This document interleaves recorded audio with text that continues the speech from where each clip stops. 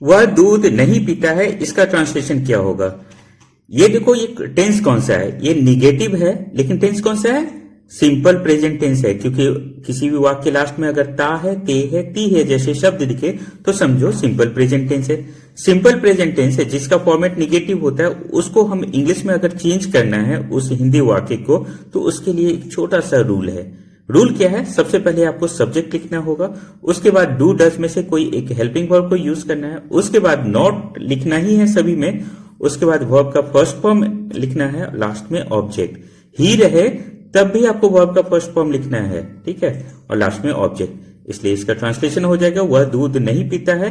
He does not drink milk. He does not drink milk. Do का use हम कब करेंगे? जब सब्जेक्ट के रूप में आई, वी, यू या दे रहे, और डज का यूज हम तब करेंगे जब सब्जेक्ट के रूप में ही, शी, इट या कोई नाम रहे, तब हम डज का यूज करेंगे।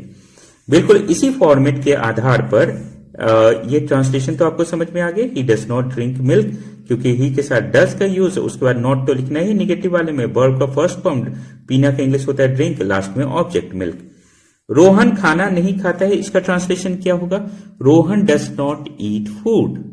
मैं घर नहीं जाता हूं, I do not go home. तुम काम नहीं करते हो, यू डू नॉट वर्क। वह स्कूल नहीं जाती है, she does not go to school. इन चारों सेंटेंसेस में सबसे पहले सब्जेक्ट रोहन, आई, यू और शी। उसके बाद रोहन के साथ डज नॉट का यूज, आई के साथ डू नॉट का यूज, यू के साथ डू नॉट का यूज और शी के साथ डज नॉट का यूज। उसके बाद वर्ब का फर्स्ट फॉर्म ईट, गो, वर्क और यहां पर अगेन गो। लास्ट में ऑब्जेक्ट अगर है तो लिख करके सेंटेंस को एंड कर देना।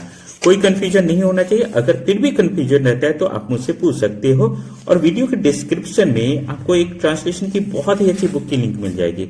इस बुक से आप घर पर ही बैठे ट्रांसलेशन सीख सकते हो।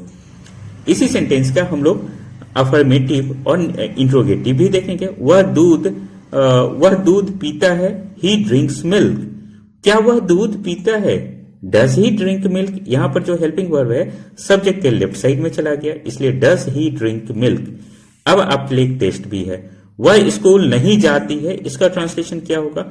She not go to school या she does not go to school. दोनों में से कौन सा करेक्ट है आप बताओगे कमेंट सेक्शन में। चैनल पे नए हो तो सब्सक्राइब कर लो, वीडियो को भी लाइक कर लो, क्योंकि इस चैनल पे आपको ट्रांसलेशन और स्पोकन इंग्लिश के सभी वीडियोस मिल जाएंगे।